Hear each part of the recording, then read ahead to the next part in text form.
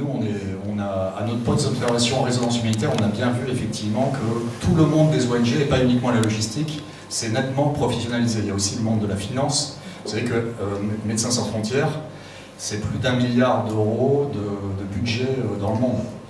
Donc il y a des contrôleurs de gestion, etc. Et en 10 ans, ça s'est vraiment professionnalisé. La communication aussi, c'est aller de pair avec les nouvelles technologies. Donc c'est-à-dire que dans les années 90, on faisait des missions avec les talkie-walkie et les téléphones satellites. Et voilà, maintenant c'est avec les smartphones. Et voilà. Donc en fait, vous parliez de réinsertion.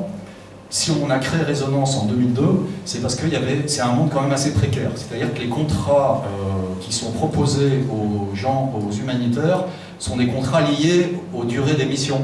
Donc c'est des contrats qui peuvent durer 6 mois, renouvelables. Et puis il faut savoir aussi, alors on n'a peut-être pas beaucoup parlé parce que ça nous paraît évident, c'est quand même pas toujours facile. C'est-à-dire qu'il y a aussi des traumatismes, etc. Et d'où Résonance qui joue son rôle de sas d'écoute.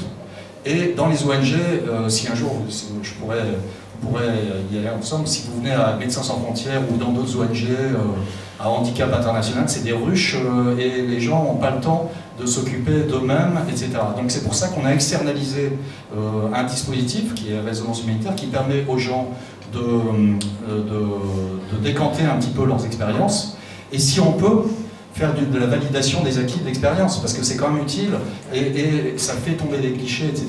Donc moi, vous avez dit effectivement qu'on a un partenariat avec la SNCF, on a des partenariats avec pas mal d'entreprises, et on pourra continuer la discussion si vous voulez, et c'est des partenariats à différents niveaux, hein, mais c'est comme ça que nous on arrive à décloisonner, à avoir des relations interindividuelles, parce qu'il y a que ça qui marche. Voilà, donc je ne parlerai pas de réinsertion, parce que si on parle de réinsertion, c'est un peu... je me souviens quand j'ai lancé Résonance, on m'a dit alors il faut mettre des quotas dans les mairies, etc., pour que les humanitaires soient comme, par exemple, c'est au nom de la diversité, un peu plus... Il faut plus de femmes que d'hommes, donc il faudrait... Reconversion. Voilà, c'est plus reconversion. Parce que réinsertion, ça veut dire qu'on serait complètement désinséré, ce qui n'est pas du tout le cas, parce qu'on a plutôt de la chance. La plupart des humanitaires ont fait des études supérieures, ou sont des gens qui n'ont pas forcément une culture académique, il y en a dans la logistique, mais qui ont une culture générale très forte de par les pays dans lesquels ils sont allés, et qui sont très dans l'interculturel. Et tu en parlais sur l'adaptabilité terrain, et ça c'est assez fort. Voilà, donc on n'est pas dans... Nous, à Résonance, on fait résonner les expériences humanitaires pour permettre aux gens d'atterrir, de bien atterrir, de rebondir et de virer l'amertume qu'il peut y avoir par rapport à tous ces enjeux, ces problèmes, ces défis qu'on n'arrive pas à gérer, où il faut beaucoup de patience. Et il y a beaucoup de gens qui viennent à Résonance qui sont dans la désillusion. Forcément, parce que c'est compliqué, tu en parlais toi-même, dans la coopération c'est compliqué, et dans l'humanitaire c'est aussi compliqué. Et alors juste pour faire un pont avec ce que tu disais, je pense que là on a parlé des ONG d'urgence, mais ce que tu racontes en disant sur la coopération, il faut travailler à plusieurs niveaux, parce que s'il n'y a que les ministres, les autorités locales qui sont dans le coup, mais que les petites mains ne sont pas capables d'utiliser un ordinateur, etc. Et là, ça donne aussi la place à des acteurs qui sont très actifs partout dans le monde, ce qu'on appelle les ONG de développement, local ou international.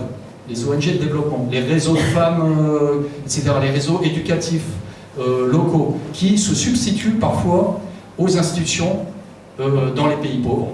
Et il y a des associations qui se créent et qui permettent de compenser ce manque d'instruction, ce manque d'éducation, etc.